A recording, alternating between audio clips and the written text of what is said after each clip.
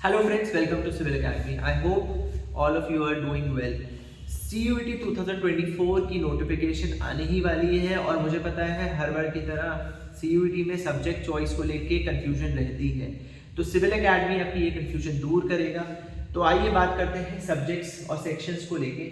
पहली बात मैं बता दूं, CUET एग्जामिनेशन पैटर्न में सेक्शन 1A और 1B लैंग्वेज सेक्शन है, सेक्शन 2 डोमेन है और एक और है सेक्शन 3 जो कि आपका जनरल नॉलेज का टेस्ट है, जनरल टेस्ट है।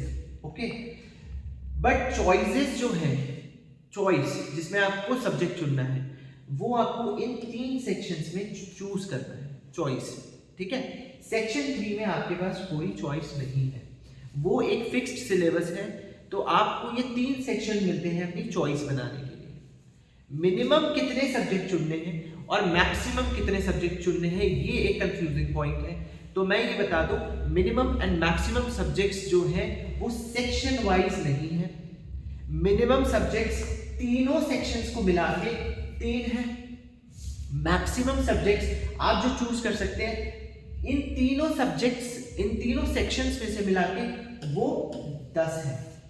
ठीक है, अब ये मिनिमम मैक्सिमम को अभी कुछ समय के लिए आप छोड़ दीजिए। मैं आपको सबसे पहले बताता हूं, जब भी आप किसी यूनिवर्सिटी में एडमिशन लेने जाएंगे तो आपको किस हिसाब से एसेस किया जाएगा, किस हिसाब से आपको आपके स्कोर को देखा जाएगा। आपके स्कोर में मैक्सिमम यूनिवर्सिटीज देखेगी जिस भी कोर्स में आपको एडमिशन लेना है। फॉर एग्जाम्पल, आपको बीएससी करनी है जूलॉजी में, तो आपके डोमेन सब्जेक्ट्स जो आपने चूज किया था टेस्ट देते समय, उसमें एक बायोलॉजी का सेक्शन तो होना ही चाहिए, फिजिक्स केमिस्ट्री बायोलॉजी वाला जो सेक्शन होता है। तो जो भी आपकी डोमेन सब्जेक्ट में चॉइसेस होंगी वो डिपेंड करेगी किस कोर्स में आपको एडमिशन लेना है। साथ ही में यूनिवर्सिटी आपको एक लैंग्वेज, मिनिमम एक लैंग्वेज पे टेस्ट तो करेगी।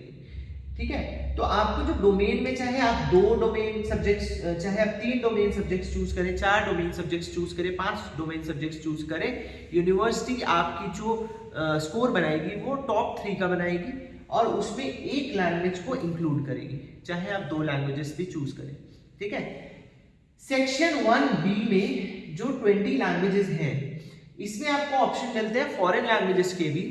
मान लीजिए आपको फॉरेन लैंग्वेजेस कंटिन्यू करनी है आगे आपकी अंडर ग्रेजुएशन में, तब आप इसमें से फॉरेन लैंग्वेजेस कोई चूज कर सकते हैं। अगर आपने स्कूल टाइम में फ्रेंच पढ़ी है, जर्मन पढ़ी है, संस्कृत पढ़ी है, तो आप इनमें से लैंग्वेजेस चूज कर सकते हैं। ये बस एक लैंग्वेजेस का ऑप्शन है। अगर इनमें से आपको कोई लैंग्वेजेस नहीं चूज करनी तो कोई बात नहीं, सेक्शन 1A है जिसमें आपकी बेसिक इंग्लिश एंड हिंदी तो है ही। अगर हिंदी नहीं चूज करनी है आपको, अगर आप हिंदी की जगह कोई और रीजनल लैंग्वेज चूज करना चाहते हैं तो आप वो भी कर सकते हैं। अगर आप इनमें से एक लैंग्वेज चूज करना चाहते हैं तो आप वो भी कर सकते हैं। तो I hope subject choice section wise कैसे करनी है इसको लेके आपको थोड़ा सा कंफ्यूजन क्लियर हुआ होगा। वैसे सिविल एकेडमी के CUET मेंटर्स और CUET फैकल्टीज आपके साथ रहेंगे। आपको कोई भी कंफ्यूजन हो तो आप CUET फैकल्टीज एंड मेंटर्स को कांटेक्ट कर सकते हैं। सिविल एकेडमी के फैकल्टीज आपकी हेल्प करेंगे और आपकी फॉर्म फिलअप करने में भी मदद करेंगे। मदद सिर्फ फॉर्म फिलअप करने तक नहीं सीमित है सिविल एकेडमी की। CUET 2024 को क्लियर करने के लिए भी एक कॉम्प्रिहेंसिव कोर्स लाया जा रहा है। इस बारे में अगर आपको जानना है तो आप CUET faculties of civil academy को कांटेक्ट कर सकते हैं। इसी तरह की इंफॉर्मेशन के लिए जुड़े रहिए सिविल एकेडमी यूट्यूब चैनल से। Thank you.